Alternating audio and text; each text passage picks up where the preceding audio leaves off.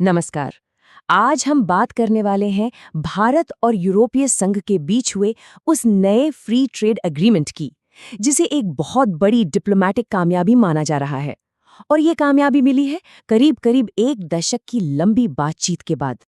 तो देखिए, आम राय यही बन रही है कि ये डील एक टर्निंग पॉइंट है, एक ऐसा मोड़ जो भारत के ग्लोबल इकोनॉमिक रिश्तों में एक बिल्कुल नया चैप्टर शुरू कर सकता है।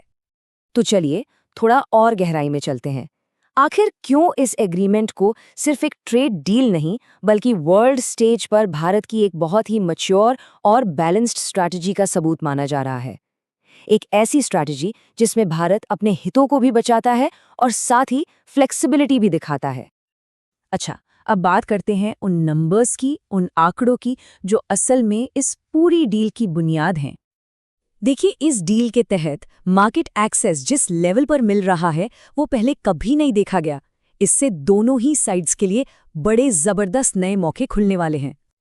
तो इंडियन एक्सपोर्टर्स के लिए इसका क्या मतलब है? इसका मतलब ये है कि यूरोपियन यूनियन भारत से आने वाले लगभग सभी सामानों पर से टैरिफ यानी टैक्स हटा देगा। और कमाल की बात यह है कि ज़्यादातर रुकावटें तो फौरन ही खत्म हो जाएंगी। ये वाकई एक बहुत बड़ी डील है। अब इसके बदले में भारत ने भी ये माना है कि वो यूरोपियन यूनियन से आने वाले ज़्यादातर इंपोर्ट्स पर धीरे धीरे यानी फेज्ड मैनर में टैरिफ कम करेगा। और हाँ, एक बहुत ज़रूरी बात, इस डील में भारत के जो सेंसिटिव सेक्टर्स हैं जैसे कि एग्रीकल्चर, डेयरी और हमारे छोटे बड़े उद्योग यानी एमएसएमईज, उनके लिए खास प्रोटेक्शन भी रखी गई है। तो ऐसा नहीं है कि सब कुछ बस खोल दिया गया, एक बैलेंस्ड अप्रोच रखी गई है।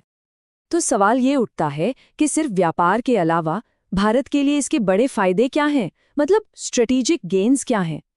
चलिए इसको 3 हिस्सों में बांटकर समझते हैं। देखिए, इसके फायदे कई लेवल्स पर हैं। सबसे पहले तो इकोनॉमिक फायदा, यानी कपड़ा, फार्मा और इंजीनियरिंग जैसे सेक्टर्स के एक्सपोर्ट को जबरदस्त बूस्ट मिलेगा।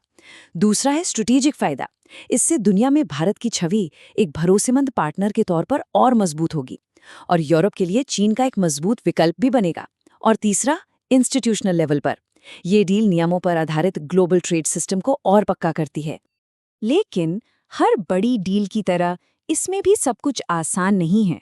आगे कई चुनौतियां भी हैं और इस समझौते की असली कामयाबी इस बात पर निर्भर करेगी कि हम उन मुश्किलों से कैसे निपटते हैं।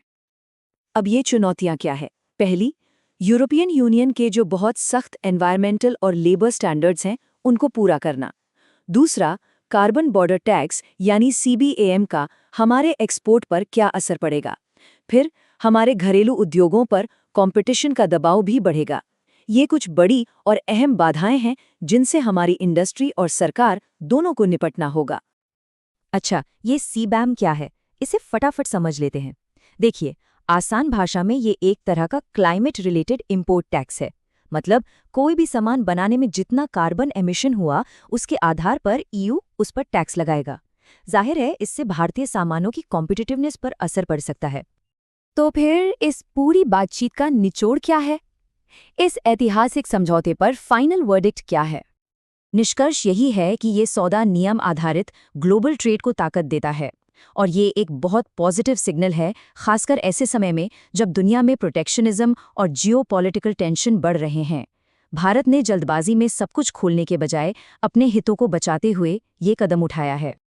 लेकिन एक बात बिल्कुल साफ है, इस डील का असली आर्थिक फायदा हमें तभी मिलेगा जब हम अपने घर में कुछ जरूरी कदम उठाएंगे, जैसे डोमेस्टिक रिफॉर्म्स को मजबूत करना, सरकारी कामकाज की क्षमता बढ़ाना और अपनी इंडस्ट्रीज को ग्लोबल कंपटीशन के लिए तैयार करना। तो कह सकते हैं कि समझौता तो बस एक दरवाजा है, असली काम तो अब शुरू हुआ है। और यहीं पर आकर हम एक बहुत बड़े और अहम सवाल पर रुकते हैं। डील तो साइन हो गई है, लेकिन क्या हमारी इंडस्ट्री इसके लिए तैयार है? क्योंकि अब इस रणनीतिक जीत की सफलता नेगोशिएशन टेबल से उठकर देश भर की फैक्ट्रियों और कंपनियों के बोर्डरूम में पहुंच चुकी है।